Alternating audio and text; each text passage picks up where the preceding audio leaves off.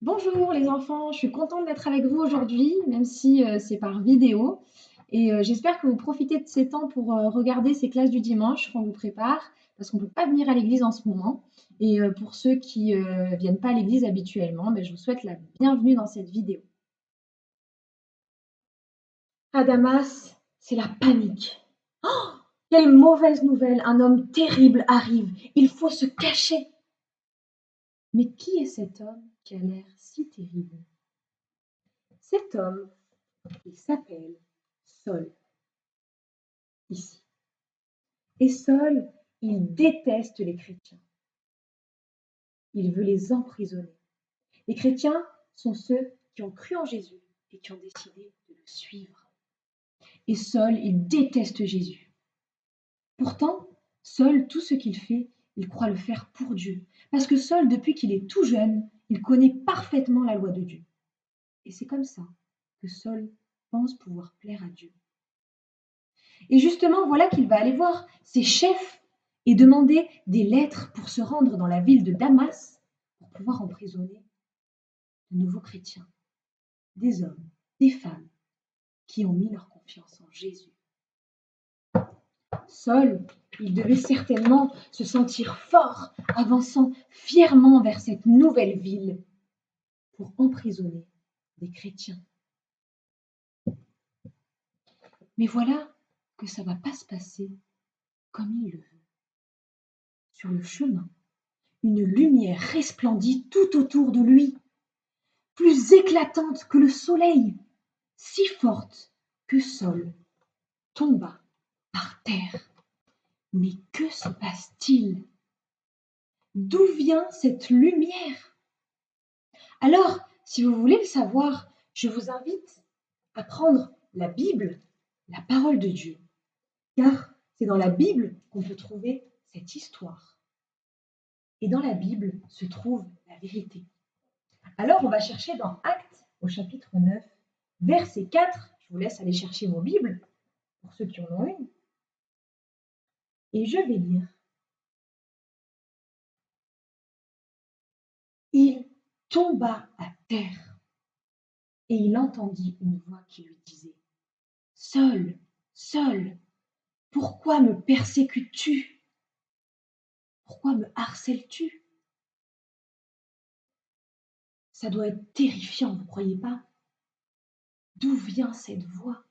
Alors Saul lui dit: Mais Seigneur, qui es-tu? Et le Seigneur lui répond: Je suis Jésus que tu persécutes. Peut-être que toi qui es derrière cet écran, tu te poses la question: qui est Jésus? Eh bien Jésus, c'est le Fils de Dieu, venu sur cette terre pour nous sauver de nos péchés. Il est mort à la croix pour prendre la punition de nos péchés à notre place. Oui, Jésus, il est le Fils de Dieu. Mais Saul ne comprend pas qui est Jésus. Et il ne comprend pas que la seule manière de venir à Dieu, c'est de croire en Jésus. Saul, il est en colère. Il a de la colère dans son cœur. Saul, il est pécheur. Et toi aussi, tu es pécheur. Et comme Saul, tu es séparé de Dieu. Tu n'emprisonnes pas les gens comme lui, mais peut-être qu'il t'arrive de désobéir à tes parents à la maison, ou de dire des choses méchantes sur les autres à l'école. C'est cela le péché. Et le péché, il est grave aux yeux de Dieu. La Bible dit que le péché mérite la mort. Et la mort dans la Bible, ça veut dire la séparation d'avec Dieu pour toujours, pour l'éternité, même après la mort sur cette terre. Et rien ne peut arranger cela en toi, ni en moi. Même si on cherche à faire tous nos efforts comme Saul pour plaire à Dieu, c'est impossible. Nous sommes séparés de Dieu. Alors, Saul, tout tremblant de peur, lui qui était si fort aujourd'hui, il tremble et il a peur. Il dit au Seigneur: Seigneur, que veux-tu que je fasse? Et que va dire le Seigneur, à votre avis? Eh bien, il va lui dire: lève-toi, entre dans la ville et on te dira ce que tu dois faire. Aujourd'hui, je crois que le Seigneur Jésus veut faire quelque chose dans la vie de Paul, de Saul. Jésus est tellement puissant qu'il peut tout changer. Oui, Jésus est Dieu, il est puissant, il peut tout changer. Alors, Saul se releva de terre et, bien que ses yeux étaient ouverts, il ne voyait plus rien. Alors, ses compagnons l'ont pris par la main pour l'amener dans la ville de Damas, où il resta 3 jours sans voir, sans boire et sans manger. Saul est aveugle. Son péché le rend aveugle. Et aujourd'hui, il est faible. Oui, toi aussi, tu es en quelque sorte aveugle. Tu as besoin de voir Jésus. Et ce n'est pas en étant fort que tu peux t'approcher de lui, mais c'est en étant faible, en reconnaissant que tu as besoin de lui pour être sauvé de ton péché. Et Saul, pendant ces 3 jours, je ne sais pas vous, mais moi j'imagine qu'il devait se poser des questions. Il devait être perturbé et se dire, mais qu'est-ce que j'ai fait dans ma vie? Il devait se dire, mais ce Jésus que j'ai persécuté, en fait, il est le Fils de Dieu. Et je pense que c'est à ce moment-là que Saul a reconnu ses péchés, a reconnu que le seul moyen pour être délivré, c'était qu'il croit en Jésus. Jésus, il est mort, mais il est ressuscité pour que on puisse être délivré. Et toi aussi, aujourd'hui, tu peux être délivré de ton péché. Parce que Jésus est vivant, tu peux avoir la vie éternelle.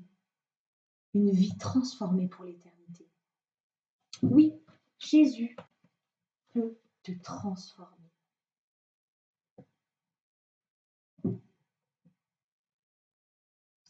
À Damas, il y avait un homme, un disciple de Jésus, qui a reçu une vision. Et le Seigneur, dans cette vision, lui dit, va dans la rue qu'on appelle la droite, va dans la maison de Judas et cherche quelqu'un qui s'appelle Saul, car il prie. Saul est en train de prier, incroyable. Il était venu pour faire le mal, mais maintenant, il prie. Peut-être que toi aussi, comme Saul, tu réalises que tu es loin de Dieu, tu réalises que tu as besoin de prier, de parler à Dieu. Que vas-tu faire aujourd'hui? Vas-tu rester dans ton péché? Continuer ta vie? Vas-tu chercher à voir Jésus? Aujourd'hui, tu peux lui parler. Prier, ça veut simplement dire parler à Dieu. Tu peux demander à Jésus de pardonner tes péchés, toutes les mauvaises choses que tu as faites dans ta vie contre lui. Et tu peux lui dire, Seigneur, viens transformer ma vie. Tu peux me transformer parce que tu es Dieu. Et vous savez, les enfants, moi, quand j'ai compris qui était Jésus et ce qu'il avait fait pour moi, eh bien, j'ai prié. C'était ma première prière et je lui ai demandé, Seigneur, viens transformer ma vie. Si tu es réel, si tu es la vérité, change-moi. Et Jésus, il m'a transformée. Et jusqu'à aujourd'hui, encore, il continuera de le faire. Parce que Jésus, il est tout puissant. Et à Dieu, tout est possible, comme l'a dit Véronique dans la première vidéo. Tout est possible à Dieu, il peut te transformer.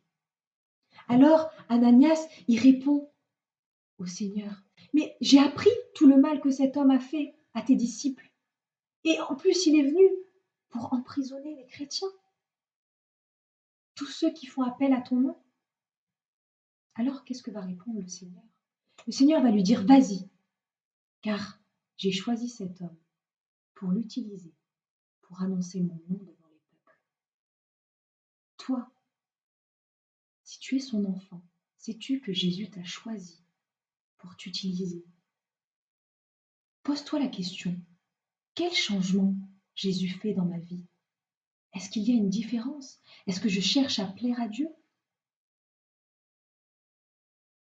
Aujourd'hui, demande-lui, Seigneur, que veux-tu que je fasse? Cherche dans sa parole ce qu'il veut que tu fasses et prie pour lui demander de te transformer jour après jour. Car Dieu veut t'utiliser, il t'a choisi.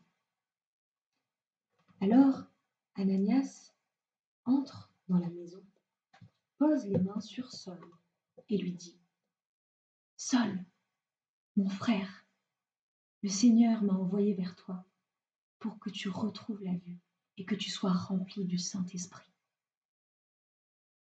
Et qu'est-ce qui s'est passé à ce moment-là? Eh bien, il tomba des yeux de Saul comme des écailles. Il retrouva la vue, il se leva et fut baptisé. Incroyable! Jésus a transformé Paul, Saul, si bien que, par la suite, il fut même appelé Paul. Et vous savez ce qu'il a fait ensuite, les enfants? Eh bien, Paul, ce nouvel homme que Jésus a transformé, s'est retrouvé devant les peuples en train d'annoncer à tout le monde que Jésus est le Fils de Dieu. Et le peuple, très étonné, se dire: mais ce n'était pas cet homme qui venait pour persécuter les chrétiens, pour les emprisonner même. Oui, Jésus a transformé la vie de Saul. Par conséquent, toi qui n'appartiens pas à Dieu, reconnais tes péchés, demande à Jésus de transformer ta vie, car il est le seul qui puisse te délivrer de tes péchés. Il est le seul qui peut faire de toi une nouvelle personne comme Paul. Toi qui es son enfant, demande-lui jour après jour de te transformer.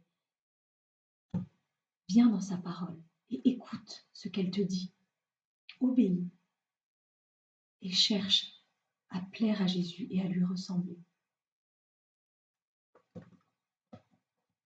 Alors, j'espère que, après cette histoire, tu as compris que Jésus, il est venu à la croix pour mourir à ta place, pour tes péchés. Et si tu veux bien, moi j'ai envie de chanter un chant avec toi et avec vous tous même qui êtes derrière la caméra, derrière la vidéo. Et je vais mettre le chant, je vais l'afficher à l'écran et si vous voulez, je vais le chanter en premier. Et après, vous venez me rejoindre pour m'accompagner. Allez, c'est parti.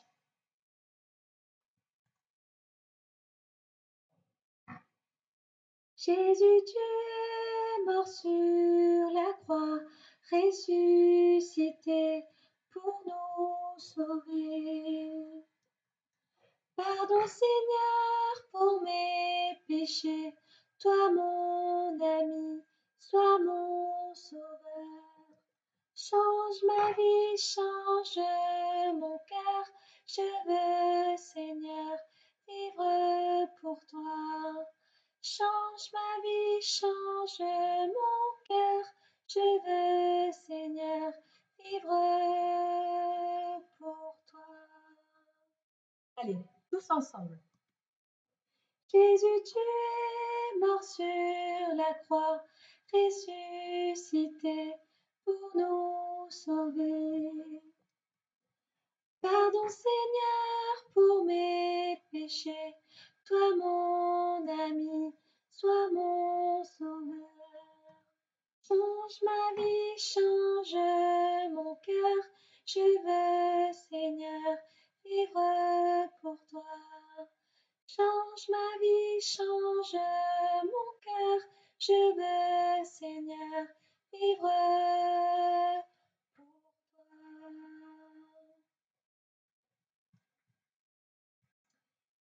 Merci beaucoup les enfants et on se retrouve pour une prochaine vidéo. En tout cas, je pense très fort à vous et je continue de prier pour vous et j'espère que vous vous confiez dans le Seigneur parce qu'il est toujours là dans n'importe quelle situation. À bientôt les enfants!